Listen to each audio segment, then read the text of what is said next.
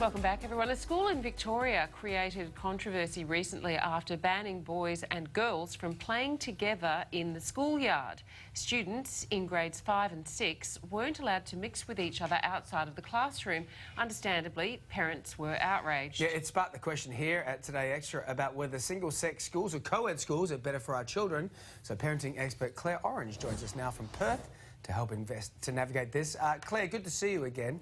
Let's start with this school in Melbourne. We did talk about it before, but how does this type of segregation affect kids? Well, it's not uncommon for schools to do lots of playground management around social issues with children. I don't think it's unusual to have kids not playing with other kids or girls and boys not playing together. It's the way in which this was done with no parent interaction, no engagement of the parents, and it was just made this everyday rule, which is not healthy for girls and boys in a co-ed environment. Let's talk about the benefits. So how does socialising with different sexes benefit children? Right. Well, I mean, we live together, we work together as you are now, man and women, women and women. So, you know, for children to learn those very vital skills in childhood is really important because it teaches tolerance and acceptance, and it helps children to kind of get the other gender, which is pretty important, really. Yeah, so when it comes to education, though, there have been studies that suggest that girls learn better in single-sex classrooms, but boys not so much. So what do you think? Right.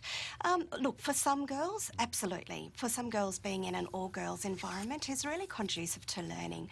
You know, we still have some stereotypical thoughts societally around maths and science, for example, with girls. And so high-performing girls in those areas can often lose confidence. So to be with other girls and not have to worry about the nerd factor or the risk-taking around just being a good scholar is great. For some girls. I was actually reading that when you have girls and boys in class together of a certain age, of a high school age, that the boys tend to take the lead and the girls automatically sort of step back a little bit, which is why girls do better in their own kind of group. But girls actually help with boys in the classroom, don't they? Experts say that boys actually benefit from having girls in the classroom.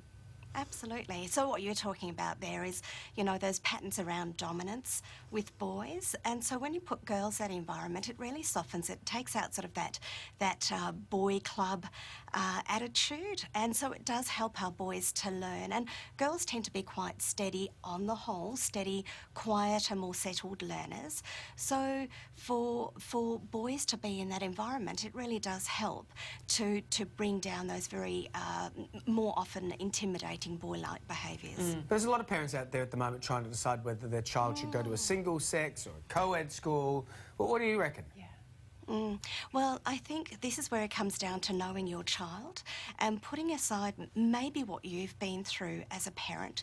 So we know as parents that even within families, so I've got 4 children, they're all different, and I school them differently as a result. So know your child. For the sensitive boy who has an equal weighting of girl-boy friendships, a co-ed school would be great. For a very dominant, competitive, sporty boy, you might find that an all-boys schooling environment. The girl who's the tomboy, yeah, she's going to do better with boys. And for the shy, sensitive girl who has predominantly female friendships, that would be a good environment. It's really child dependent. There is no definitive. Like in parenting, there's no one size fits all, and it's the same for schooling. All right, Claire, thank you so much for your time again this morning.